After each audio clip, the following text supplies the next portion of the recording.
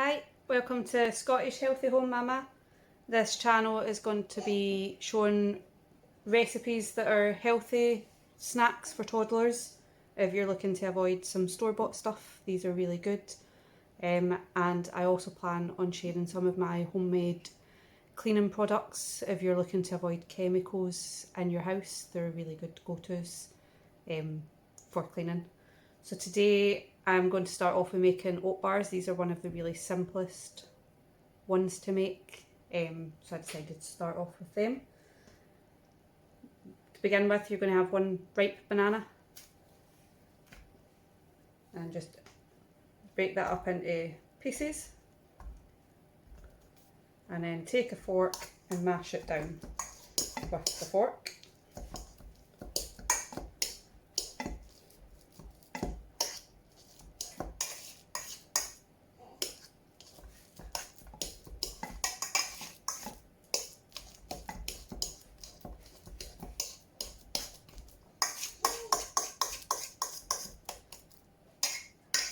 Once you've got that mashed, you're going to take 1 cup of oats. These are just standard porridge oats, rolled oats. There's loads of different names for it. They're basically just plain oats. So 1 cup of them.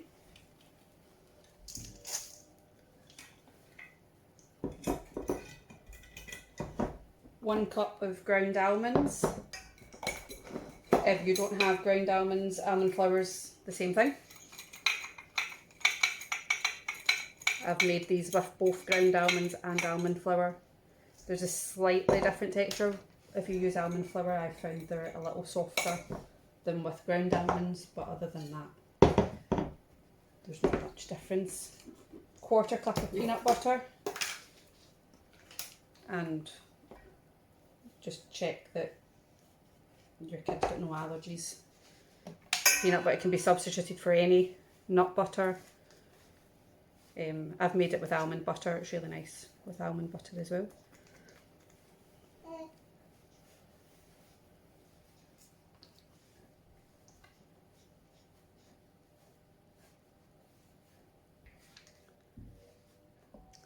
A teaspoon of vanilla. You can get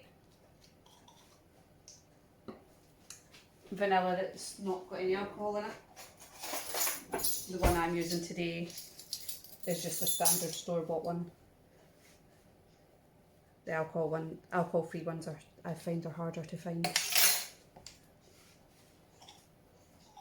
And then a tablespoon of honey or maple syrup. Honey is not suitable for kids under the age of 1.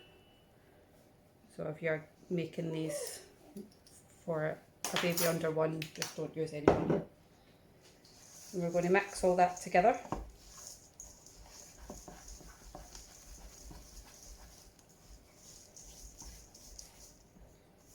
I should have mentioned at the start, I've got the oven warming up. So you want to put your oven to 180. That's what these will bake at. And if you push this down with whatever utensil you're using to mix it, it helps it bind better.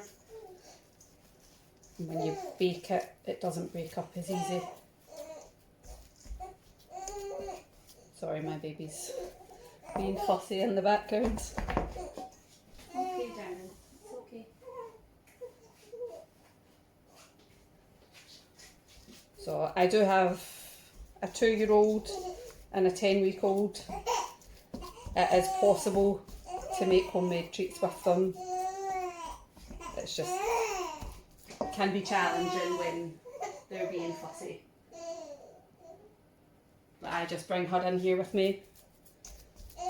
My toddler's in bed now, and she's just in here with me while I'm making some oat bars. So you need a 9-pound cake tin that I use. I've got pre-cut parchment sheets, but you can use parchment paper and just cut it to size if you don't have pre-cut ones. You can get them from lots of stores. I'm sure they were from B&M. They're not expensive. and then press that down into the cake tin.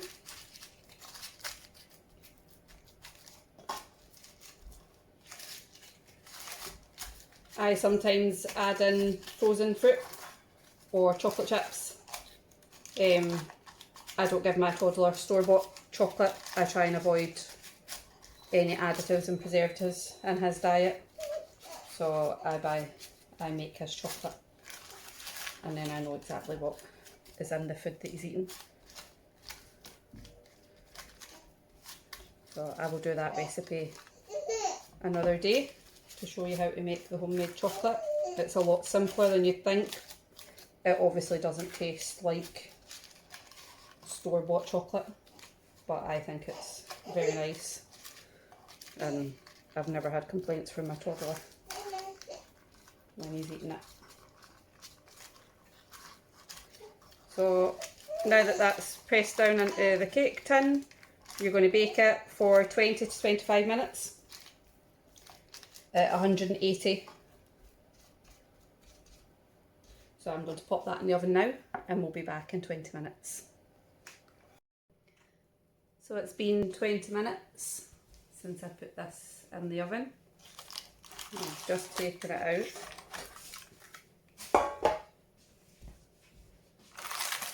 I'm just going to peel the parchment paper back and then flip it over and gently peel the parchment paper off. And then flip it back. I leave it sitting on a cooling rack. I'll leave it there until it's completely cooled, and then I'll come back and cut it. I'm going to go feed my baby just now because she's past her bedtime, and once I've done that I will come back and cut it up and show you the sizes I cut it to. Welcome back. So it's been left to cool, so I'm going to take it off the cooling rack, and my preference is to just cut it in to small sections. I first started giving this to my son when he was 7 months.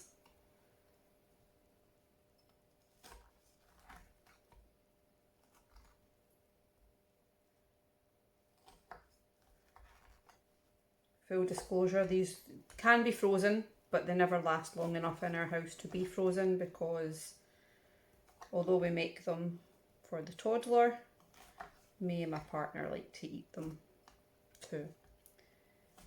So they never last long enough to go in a freezer, but they can be frozen. Sometimes I'll batch cook a lot, 3 or 4 batches of these at one time, and freeze some of them then. They take about 20 minutes to thaw from frozen, so I'll just take them out, set them on the worktop for 20 minutes, and then they'll be good to be eaten. This has been the first video, so I hope you've enjoyed it. There'll be more recipes to come, along with homemade cleaning products, and I've got a Febreze spray for clothes that I make and stuff as well. So if you've liked the video and want to learn some more recipes for toddlers and non-toxic cleaning products, like and subscribe to the channel and come back for more videos. Thank you.